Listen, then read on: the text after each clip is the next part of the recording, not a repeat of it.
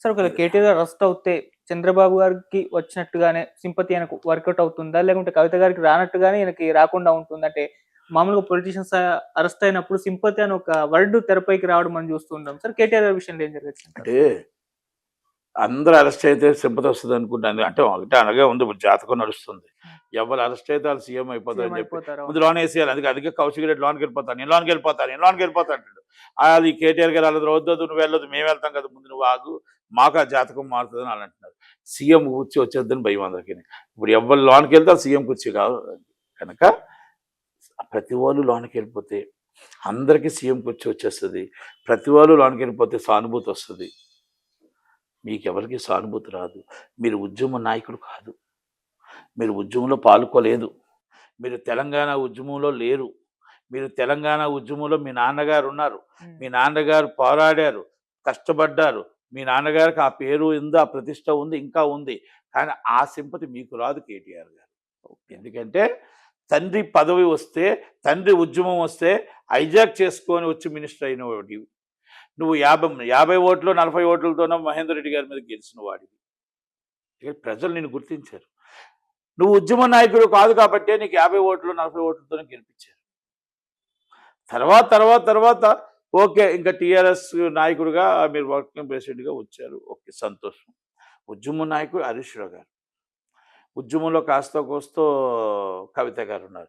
కవిత గారికే పేరు రాలేదు. ఎందుకు రాలేదు?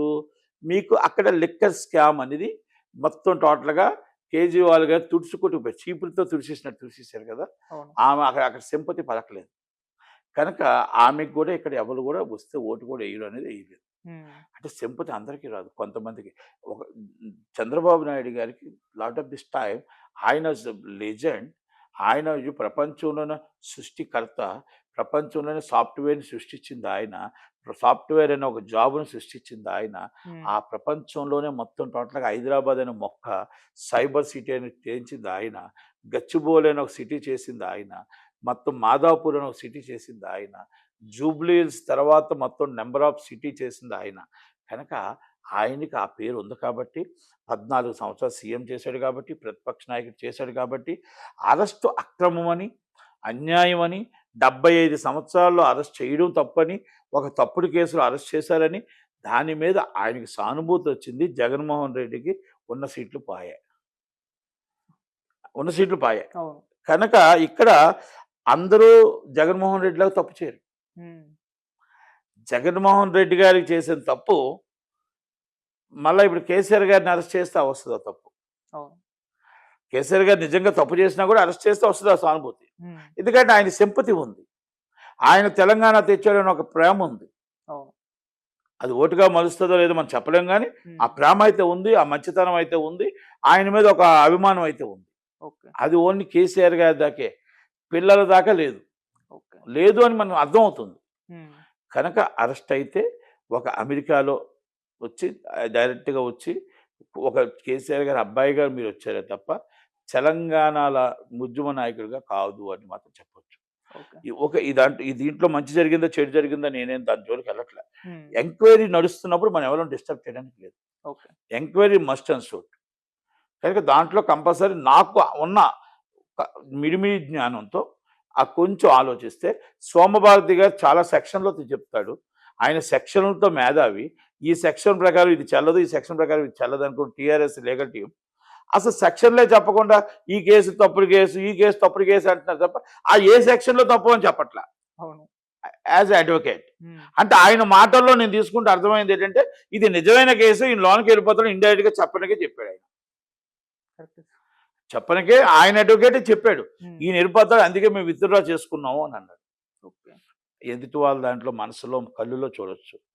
మొన్న దిల్ రాజు గారు వస్తున్నారు బయటికి, 2 విషయాలు చెప్తాను మీకు. అంటే ఈ విషయంలో దిల్ రాజు గారిని ఎందుకు కలిపానంటే, దిల్ రాజు గారు బయటకు వస్తున్నారు, జిందాబాద్ జిందాబాద్ జిందాబాద్ జిందాబాద్ అంటే సూపర్ సూపర్ అయిపోయింది. నిన్న మళ్ళీ సంక్రాంతికి వస్తున్నాడు, వచ్చాడు, బ్లాక్ బాస్టర్ సూపర్ హిట్ చెప్పానా. మళ్ళీ రీబ్యాక్ హ్యావ్ టు అంటే బ్యాక్ అన్నాడు. అంటే దాంట్లో కళ్ళులో గ్లోబ్ కనబడుతుంది. ఈ కళ్ళులో గ్లోబ్ ఎలాగొచ్చిందంటే బ్లాక్ బాస్టర్ హిట్ అయిందని గ్లోబ్ కనబడుతుంది. దాంట్లో బాధ ఎలాగుందంటే నా మొత్తం టోటల్గా శంకర్ మొత్తం నాశనం చేసేసాడు, ఇది నేను జనాలకు ఏం చెప్పాలా, ఏంటి నేను కెమెరా ముందు ఏం చెప్పాలి, నా జీవితం ఏంటి అంటూ కెమెరా కొంచెం పోజోడు good good good good good అంటే ఈ రెండిట్లో వ్యత్యాసం మనం చూసుకోవచ్చు. అవును. నేను సోమభారతి గారి అడ్వకేట్ కూడా అదే నేను చెప్తున్నాను అనమాట. ఓకే. అంటే నేను ఇప్పుడు మనిషిని ముఖం చూస్తే తెలిసిపోతుంది కొన్ని కొన్ని విషయాలు. ఆ అవగాహన ఐడియాతో చెప్తున్నా. అంటే గేమ్ చేంజర్కి ఇచ్చినది ఆయన, మళ్ళీ దానికి సంక్రాంతికి ఇచ్చింది దిల్ రాజు గారిని, ఆయన మనం కేటీఆర్ గారి అడ్వకేట్ గారిని ఇద్దరిని చూస్తే తెలిసిపోతుంది. ఓకే. అది కాబట్టి దాంట్లో ఏసీబీ రావడానికి రైట్ ఉంది. Okay. Is already foreign transfer అయింది కాబట్టి without RBI intimation, without cabinet approval is 54 lakhs అయింది, 54 crores అయింది కాబట్టి ఈడీ ఎంటర్ అవడానికి మనీ ల్యాండింగ్ కింద వర్తిస్తుంది.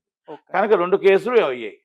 కనుక మనం తప్పు చేయలేదు, మన దగ్గర జనాలు ఉన్నారు కదా, కొడతాం కొడతాం కొడతాం అని వచ్చి తిరగబడి అందరి ముందు వస్తే 100% నష్టం మీకే అవుతుంది.